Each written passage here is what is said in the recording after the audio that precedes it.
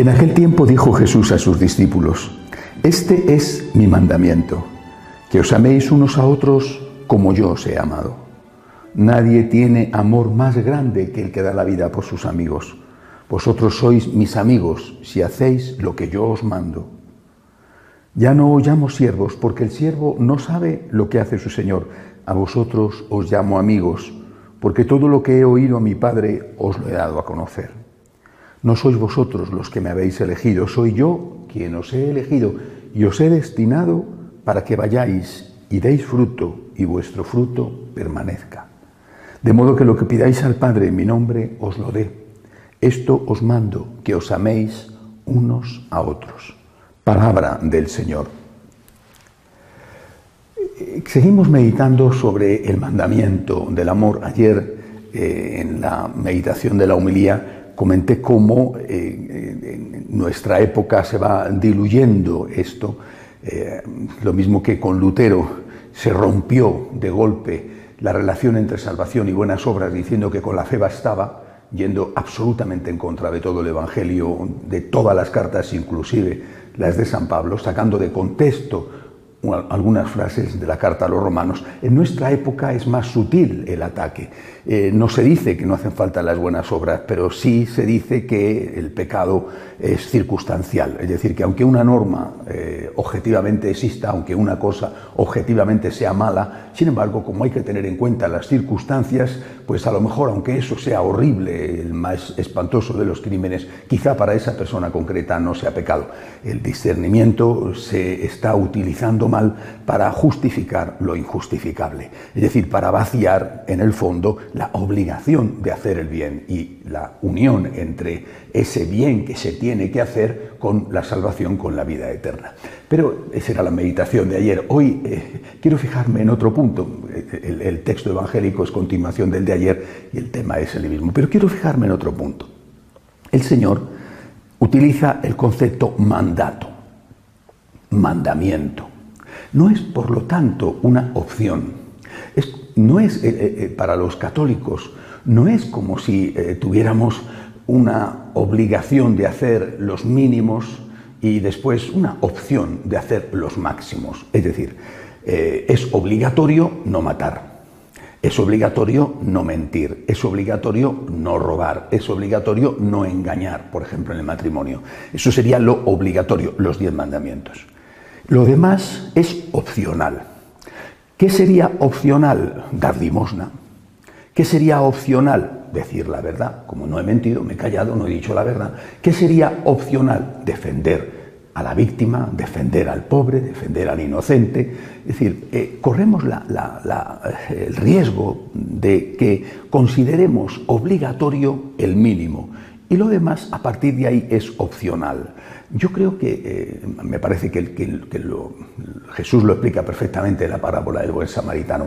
Creo que nosotros tenemos que entender que tenemos la obligación de amar.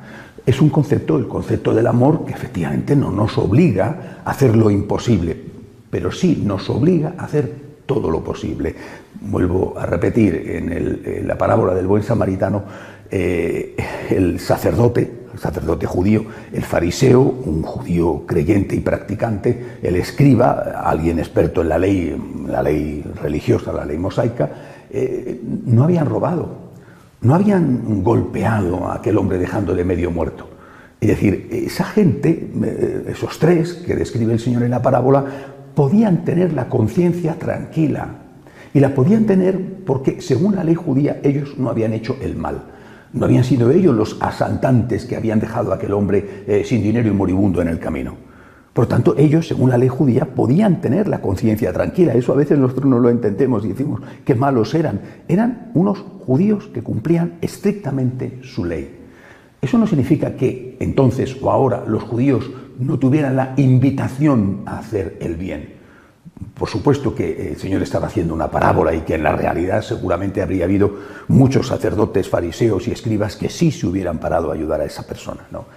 Pero no era una obligación. La obligación era no robar, no habían robado, no matar, no habían puesto en peligro la vida de ese hombre golpeándole. Es decir, la obligación es el mínimo.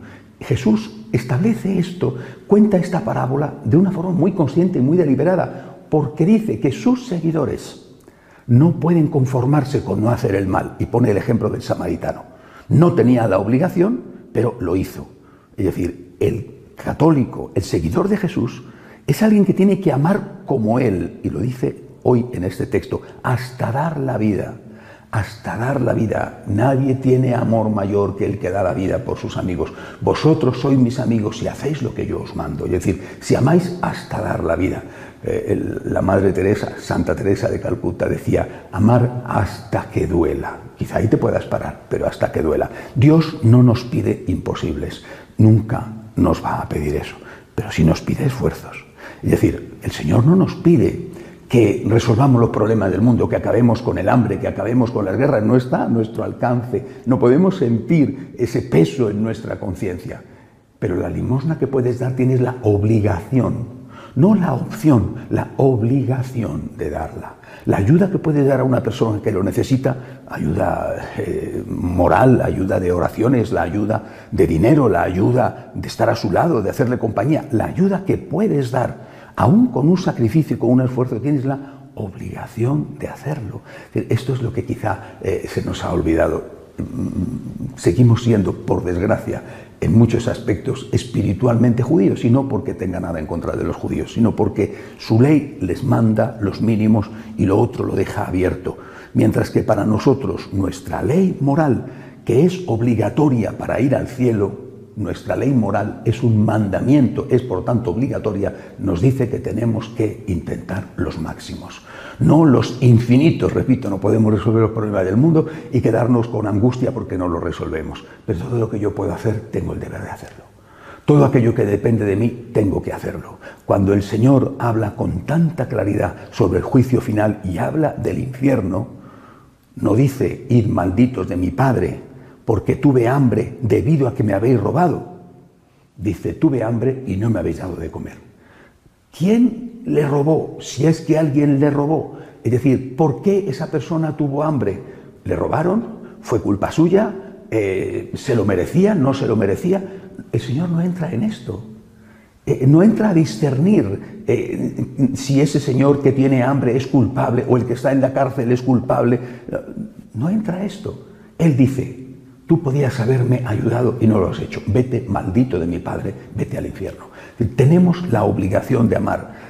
Una vez más, hay que recordarlo. Podemos elegir entre ser católicos o no ser católicos. Lo que no podemos elegir es cómo ser católicos, porque eso lo ha dejado muy claro Jesús. Soy católico, tengo la obligación, tengo que intentar amar con todas mis fuerzas. Vuelvo a citar a Santa Teresa de Calcuta, hasta que duela. De pie, por favor.